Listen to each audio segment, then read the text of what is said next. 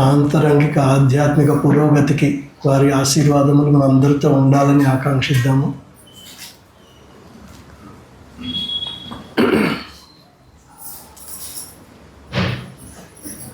శ్రీమాత శ్రీ అరవిందుల మార్గము పూర్ణయోగ మార్గము, సాధనా మార్గం మనకి ఇలాంటి పర్వదిన అవకాశాలు వచ్చినప్పుడు జనవరి 1 కానీ దర్శన్ డేస్ కానీ కొద్దిపాటు సమయం ఈ ఆశ్రమంలో వారి సన్నిధిలో ఉండి వారు ఇచ్చిన సందేశాలని మరొకసారి గుర్తు చేసుకుని మన వ్యక్తిగత సాధనను ఇంకొద్దిగా తీక్ష్ణతతో ఆచరిస్తూ ముందుకెళ్దామని మనం ప్రయత్నం చేయాలి.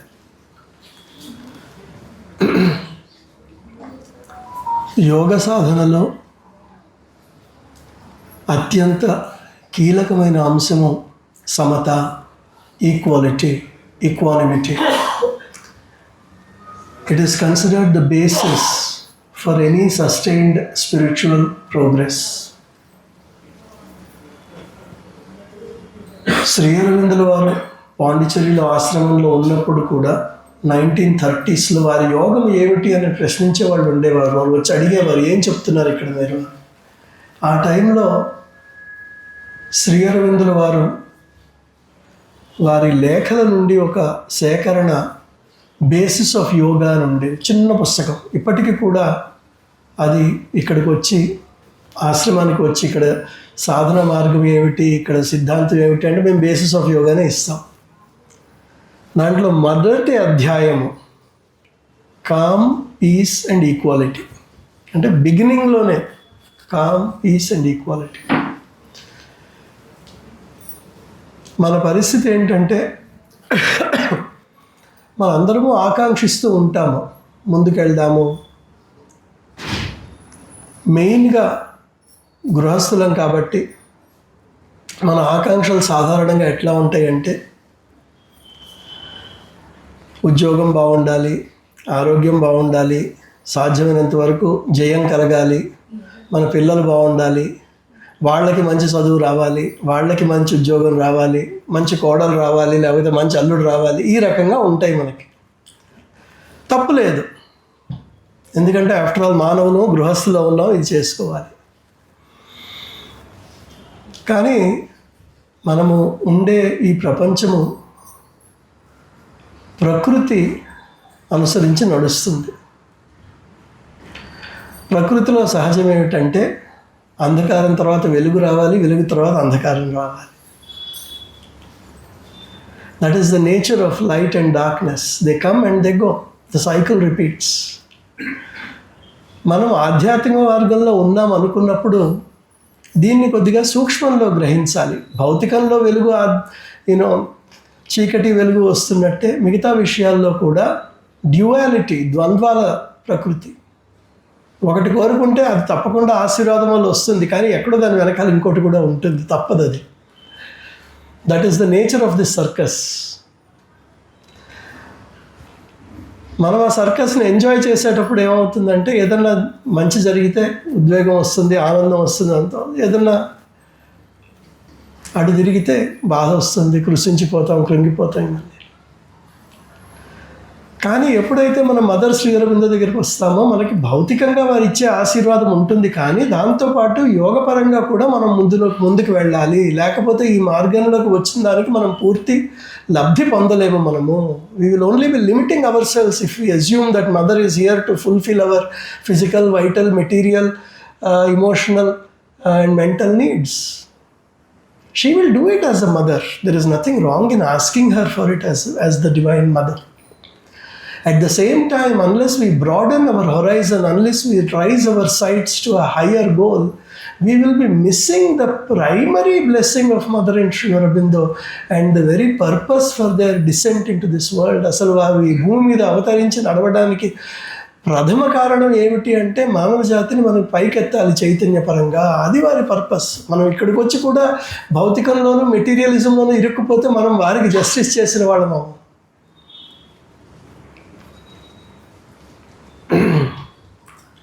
ఈ ఆశీర్వాదం మనకి చాలా అరుదుగా లభిస్తుంది. ఎన్నో జన్మలు మనం ముందుకెళ్ళాలి, అమ్మ నీ దగ్గరికి రావాలి, మేము పైకి రావాలి, ఇవన్నీ ఆత్మసాక్షాత్కారం కావాలి, ఇవన్నీ అడిగితే ఈ జన్మలో మనకి మదర్ ఈ మార్గం చూపెట్టారు, దగ్గరికి తీసుకున్నారు. కాబట్టి ఈ మార్గాన్ని మనం కొద్దిగా పరిశీలించాలి. ఎవరైతే చీకటి వెలుగు రెండిట్లోనూ ఒక రకంగా స్థిరంగా ఉండగలుగుతారో వారికి సమత్వానికి చేరువవుతున్నట్టు లెక్క. మనకి జయాపజయాలు, హెల్త్ అండ్ ఇల్ హెల్త్, వీటన్నిటినీ కొద్దిగా మనం గమనిస్తూ ఉండాలి. The very first necessity for spiritual perfection is perfect equality. The supreme divine nature is founded on equality.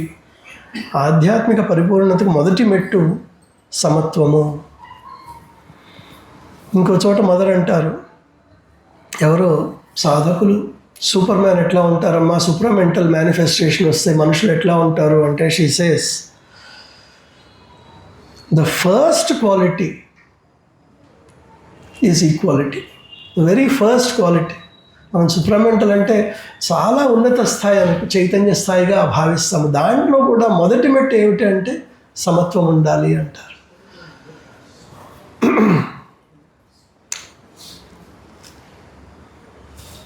A perfect equality of our spirit and nature is a means by which we can move back from the ignorant outer consciousness into this inner kingdom of heaven and possess the spirit's eternal kingdom.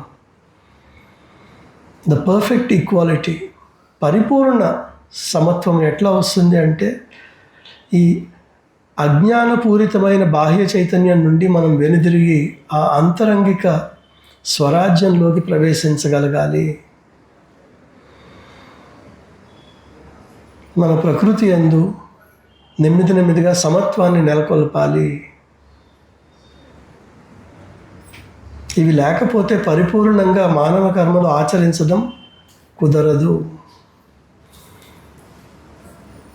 Shri అరవిందుల వారు పుస్తకాలు రాసినప్పుడు చాలామంది అంటారు, ఆయన పుస్తకాలు అర్థం కావండి, కష్టమండి, క్లిష్టమండి అనేస్తూ ఉంటారు. ఆయన రాస్తే సెంటెన్స్లు రాయని పారాగ్రాఫ్ రాస్తారు అంటూ ఉంటారు.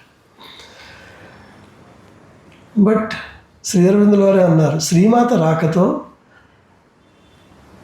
నా సిద్ధాంతానికి ఒక ప్రాక్టికల్ డైరెక్షన్ వచ్చింది, ఆచరించడానికి ఆవిడ సులువుగా చేస్తున్నారు అని ఆవిడ మాట చెప్పారు. స్టెప్ బ్యాక్, అది మాకు మహామంత్రం ఈ మార్గంలో. Step back. ఏదైనా పరిస్థితులు వచ్చినప్పుడు, ఏదైనా కష్టాలు వచ్చినప్పుడు, ఏదైనా చికాకులు వచ్చినప్పుడు, ఏదైనా ఇబ్బందులు వచ్చినప్పుడు, లేదా మనము ఆనందంలో కొట్టుకుపోతున్నప్పుడు కూడా, పరవశించిపోతున్నప్పుడు కూడా ఒక్క అడుగు వెనక్కి వేసి కొద్దిగా సమత్వంతో ఉండగలగాలి. ఆవిడ చెప్పారు మనకి. స్టెప్ బ్యాక్, సాక్షి భావముతో సమత్వం వైపుకి ఒక అడుగు వేయాలి.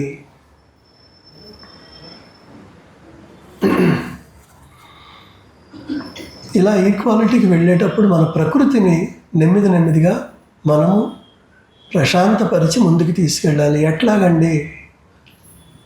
ఎందుకంటే మన ప్రకృతిని దాకా చూసాను, ద్వంద్వాల్లో ఇరుక్కుంది. ఒకవైపు ద్వంద్వాల్లో ప్రకృతి నడుస్తూ ఉంటే మన ఆంతరంగిక పరిస్థితి ఏమిటి అంటే, ఎన్నో జన్మల నుంచి మనలో ఉన్న ఈ డిఎన్ఏ ఏదైతే ఉందో అవి ప్రేరణలు ఇస్తూ ఉంటుంది.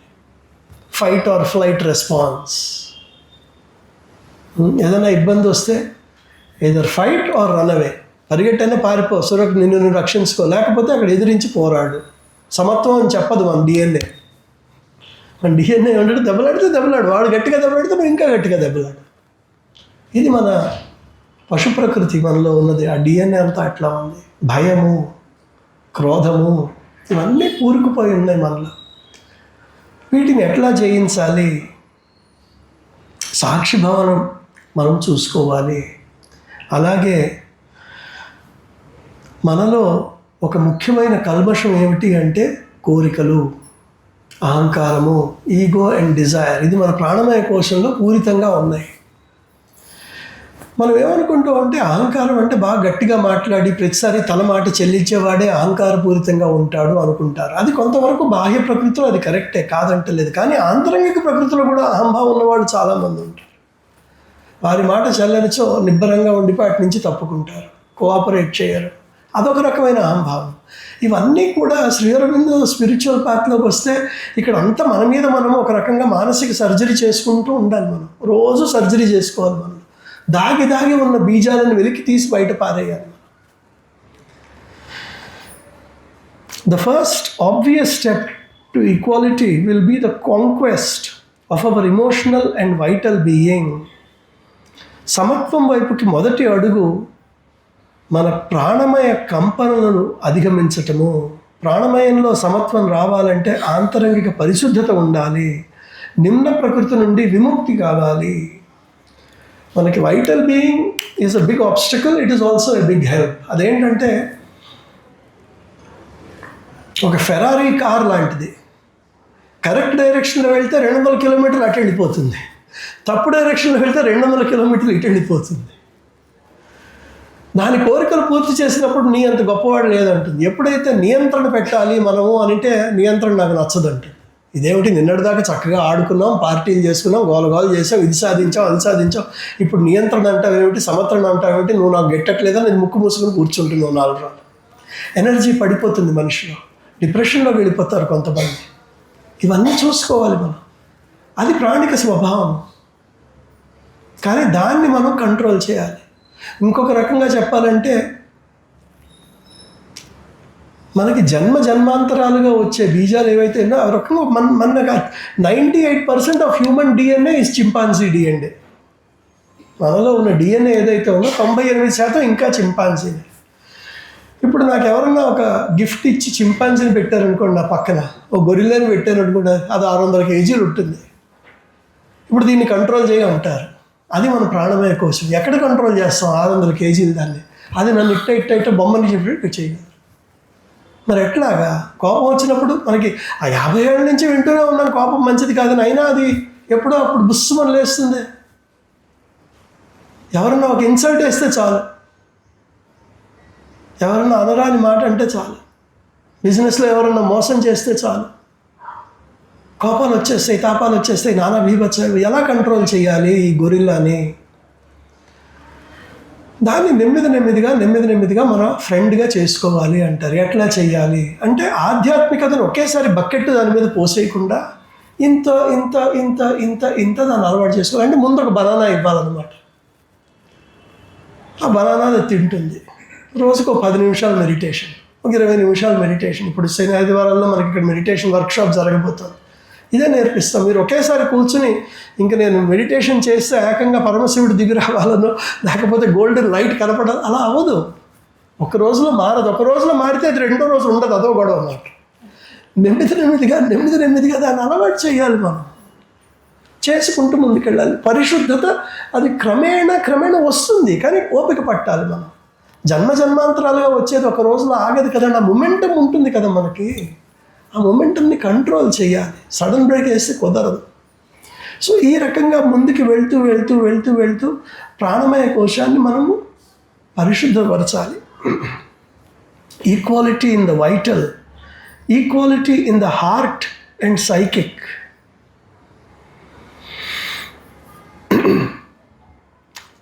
మన అహంభావము, మన అహంకారము ఏం చేస్తాయంటే మనని ఈ ప్రకృతిలో అందరితో మనం ఒకటి అనే భావం నుంచి దూరం చేస్తాయి. నేను, నాది, నాకు, నా వాళ్ళు, ఇవే వాటి ప్రేరణ. ఎంతసేపు ఇదే ఎమోషన్లు, మనం ఎంతసేపు ఇదే ఎమోషన్.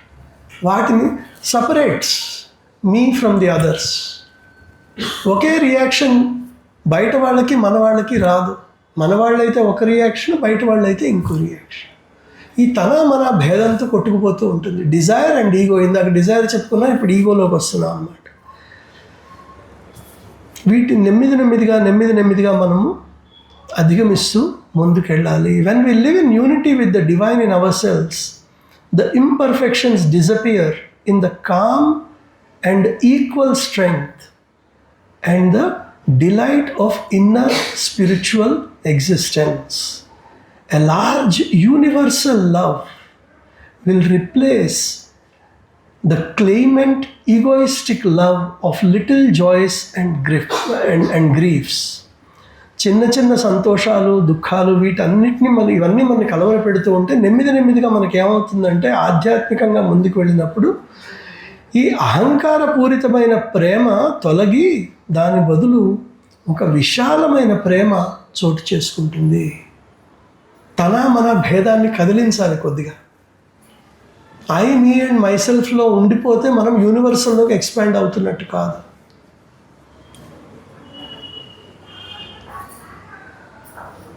ఒకసారి తపోవన్ మహారాజ్ అని స్వామి చిన్మయానంద గురువు గారు గుహలో తపస్సు చేసుకునేవాడు ఆయన హిమాలయాల్లో. సరే, ఆయన పొద్దున 4 వెళ్ళి స్నానం చేసి వస్తాడు. చలికాలంలో కూడా అదే వాడదంతా. వీళ్ళంతా ఇంద్రియాలు జయించిన మహానుభావులు కదా. ఒకసారి ఆయన స్నానం చేసి ఆయన గుహకు వస్తుంటే గుహ నుంచి ఒక దొంగ ఆయనకున్న ఒక కంబళిని ఎత్తుకుపోతున్నాడు, ఆ రగ్గు ఎత్తుకుపోతున్నాడు అన్నమాట. ఈయన గబగబా గుళ్ళోకి వెళ్ళి ఇంకో కంబళి పట్టుకుని ఆ దొంగ వెనక పరిగెట్టడం మొదలెట్టారు. ఏమిటంటే ఆ కంబళిలో చిల్లులు ఉన్నాయి, అది పాతది, కొత్తది తీసుకెళ్ళు.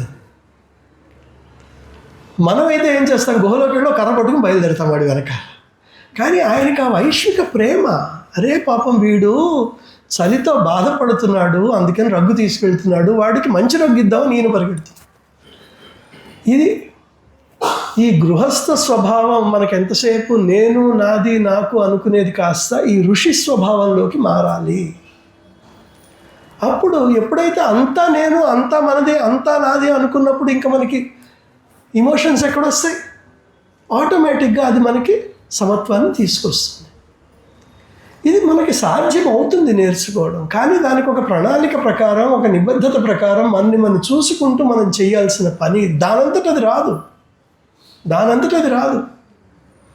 మనం దాన్ని నెమ్మదిగా ఇంజెక్షన్ ఇచ్చినట్టు రోజు ఇచ్చుకుంటూ కూర్చోవాలి మనం లోపలికి. ఎప్పుడన్నా రియాక్షన్ నెగిటివ్గా వస్తే ఆ విషయాన్ని వదిలేసి ఆ రియాక్షన్ని పట్టుకోవాలి మనం. వాడు అట్లా రియాక్ట్ చేయడం తప్పులేదు, వాడు బాహ్య ప్రపంచంలో ఉంటున్నవాడు. నేను ఇక్కడ మదర్ శ్రీ అరవిందో దగ్గరికి వచ్చిన వాడిని, నేను ఇట్లా రియాక్ట్ అవ్వకూడదు. నాకు ఆ అధికారం ఇవ్వలేదు, నాకు ఆ పర్మిషన్ ఇవ్వలేదు మదర్ శ్రీ అరవిందో. 4 తిట్టించుకుని వెనక్కి రావడమే కొన్నిసార్లు ఆధ్యాత్మికంగా కరెక్ట్. ప్రతిసారి కాకపోవచ్చు, కానీ ఆ రియాక్షన్ని పట్టుకోవాలి మనం. పట్టుకుని గమనించి దాన్ని భూతద్దంలో చూడాలి. ప్రదీప్ నారాయణ గారు ఆయన టేబుల్ మీద భూతద్దం పెట్టుకుంటారు. ఏమిటి అంటే దిస్ ఇస్ ఇంటెగ్రల్ యోగా అంటారు. ఎందుకంటే మనం చూసుకుంటూ ఉన్నాడు భూతద్దం పెట్టుకుని. నేర్చుకోవాల్సింది పెద్దవాళ్ళతో.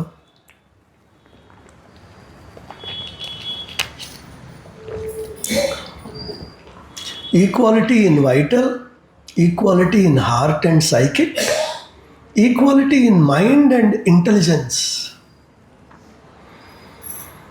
మన మనస్సులో, మన బుద్ధిలో వచ్చే ప్రేరేపణలను కూడా జాగ్రత్తగా పరిశీలించి observe them carefully. Manas is the sense mind and buddhi is the intelligent will.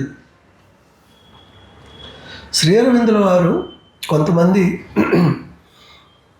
ఆయన్ని చదవడం కష్టమని ఎందుకంటారంటే, శ్రీ అరవిందుల వారు సనాతన ధర్మంలో 1000 ఏళ్ల నుంచి వస్తున్న పదజాలాన్ని వాడడం మానేశారు. ఆయన ఆ పదజాలాన్ని పక్కన పెట్టి ఆయన వేరే వర్డ్స్ని క్రియేట్ చేశారు. ఇది అడిగారు ఆయన, ఎందుకండి అంటే ఆయన అన్నారు, మన సైకాలజీ అండ్ ఫిజియాలజీ 3000 ఏళ్ళు 5000 ఏళ్ల క్రితం ఎక్కడుందో ఆ పదజాలం దానికి సంబంధించింది. ఇప్పుడు మన సైకాలజీ బాగా ఇవాల్వ్ అయింది. We are able to understand human psychology better. Therefore I'm using a different set of words to be more precise అన్నారు. చూడండి, మనస్సు అనే పదానికి మనం ట్రెడిషనల్లోకి వెళ్తే ఒక రకంగా హృదయంలో కదలికల్ని మనసు అంటాము, ఆలోచనని కూడా మనసు అని అంటాం. రెండిటికీ వర్తిస్తుంది మీరు కనుక మన పాత గ్రంథాల్లోకి వెళితే.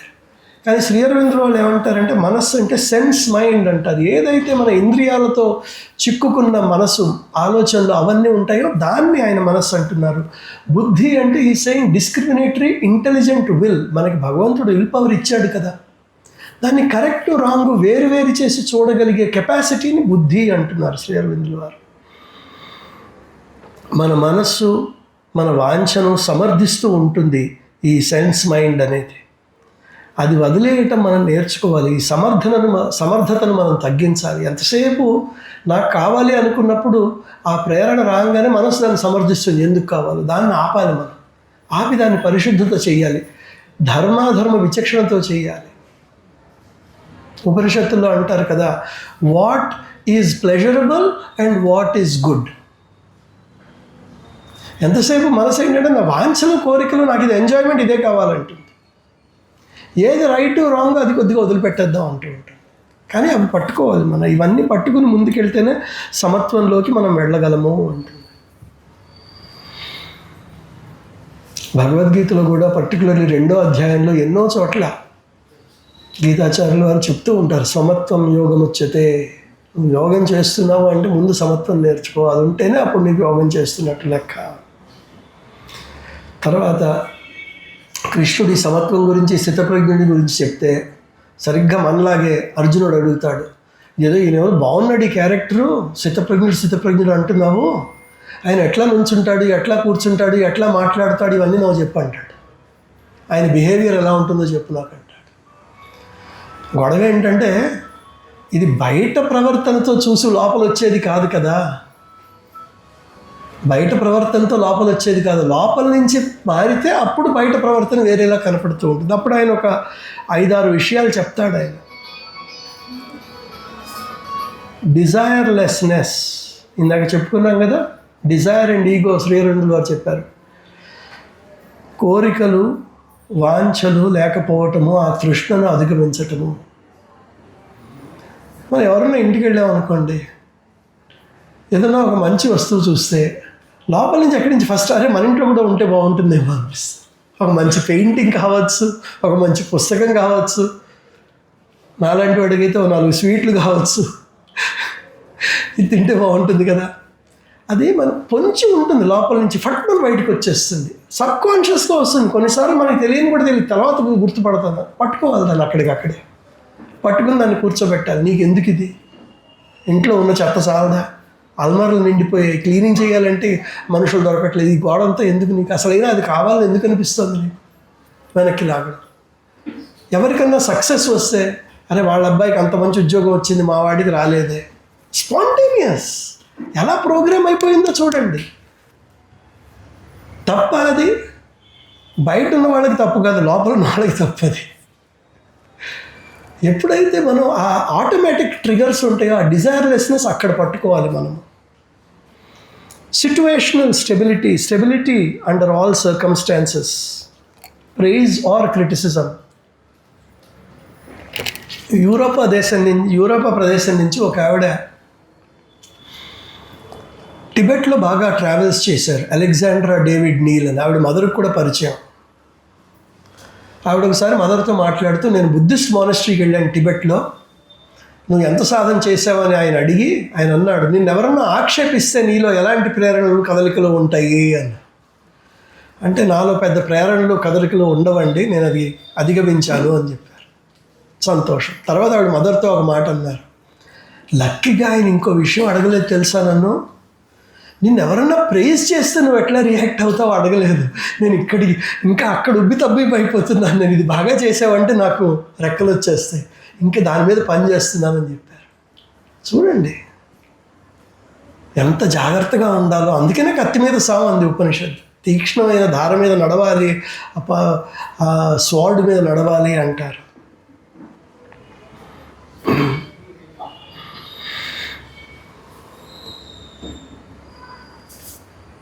తర్వాత మనకి తెలిసిన ఇంకా కొన్ని చెప్పారు వారు.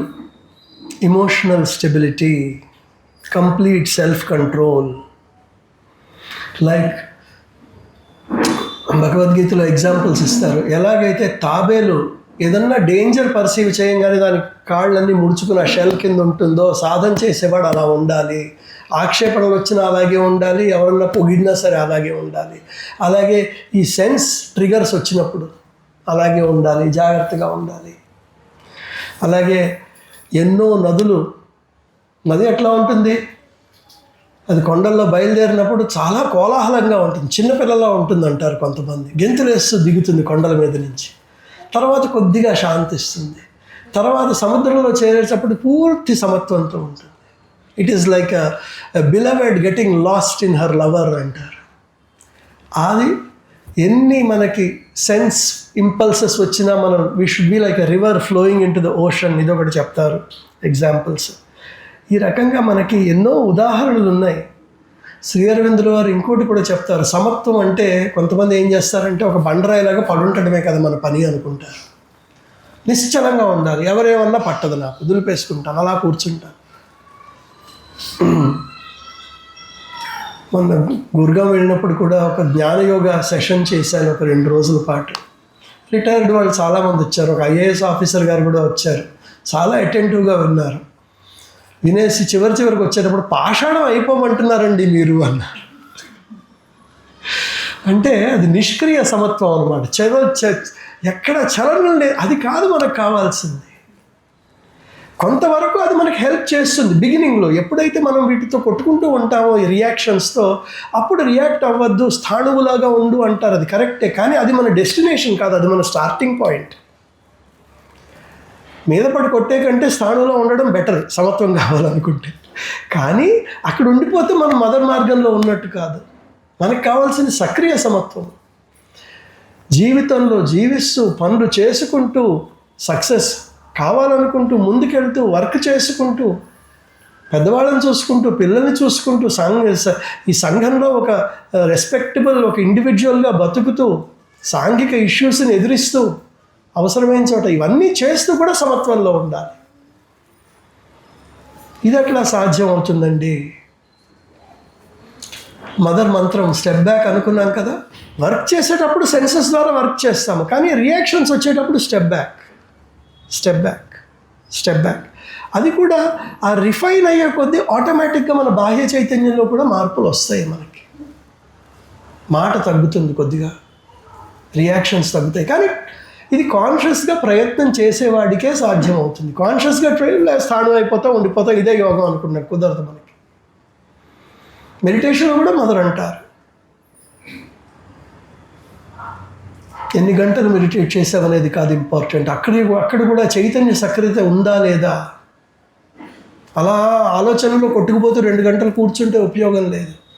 సాక్షి భావనలో కూర్చోగలుగుతున్నావా 2 గంటలు?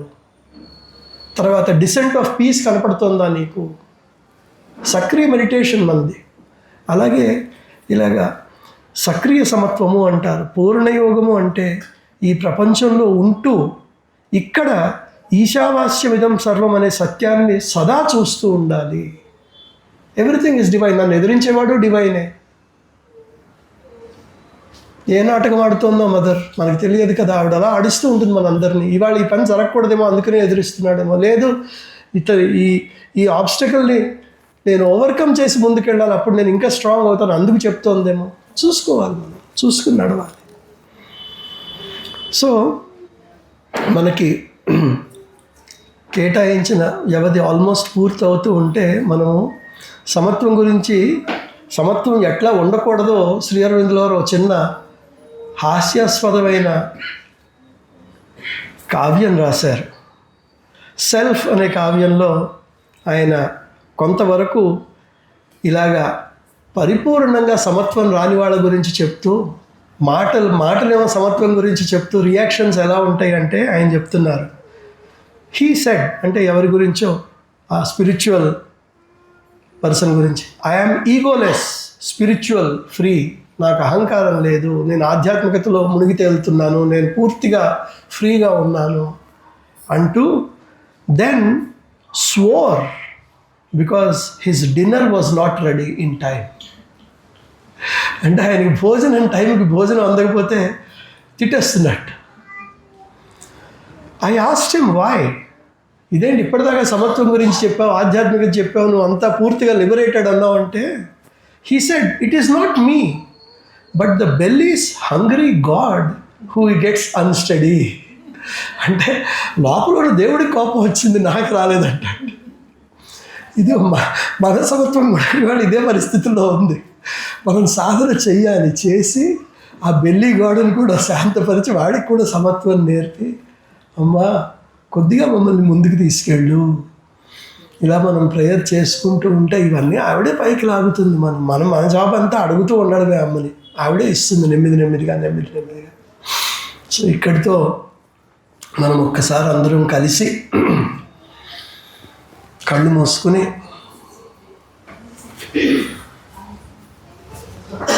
శ్రీమాతను ఈ న్యూ ఇయర్ గిఫ్ట్ ఇవ్వమందాం. మనకి సమత్వం మనకి న్యూ ఇయర్ గిఫ్ట్గా ఇవ్వమని మదర్ని అడుగుదాము.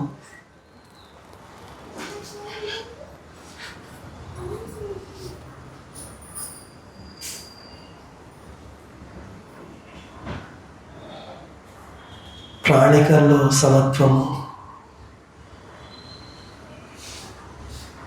హృదయంలో సమత్వము, మానసికంగా సమత్వము, a psychic equality may be established in all the layers of our being.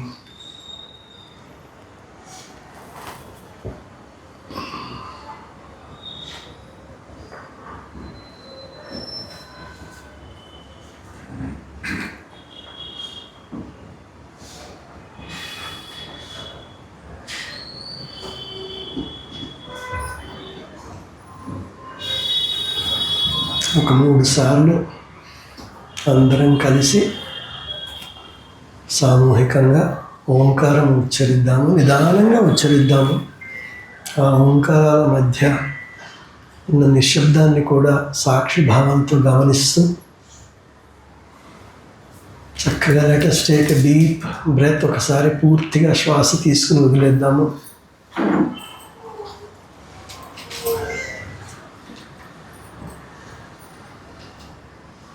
ఒకసారి పూర్తిగా శ్వాస తీసుకుని ఓంకార ఉచ్చారణ స్టార్ట్ చేద్దాం.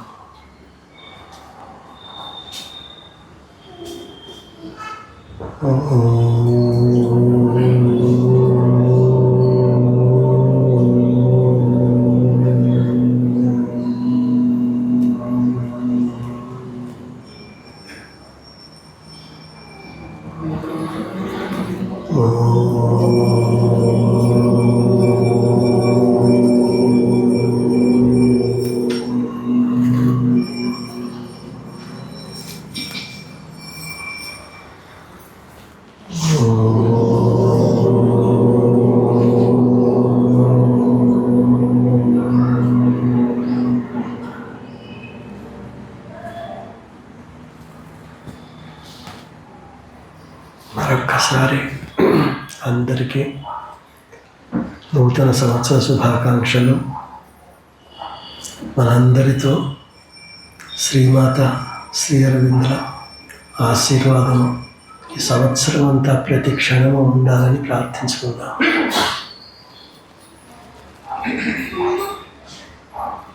సర్వం శ్రీమాత అరవింద చరణ కమలార్పణమస్తు.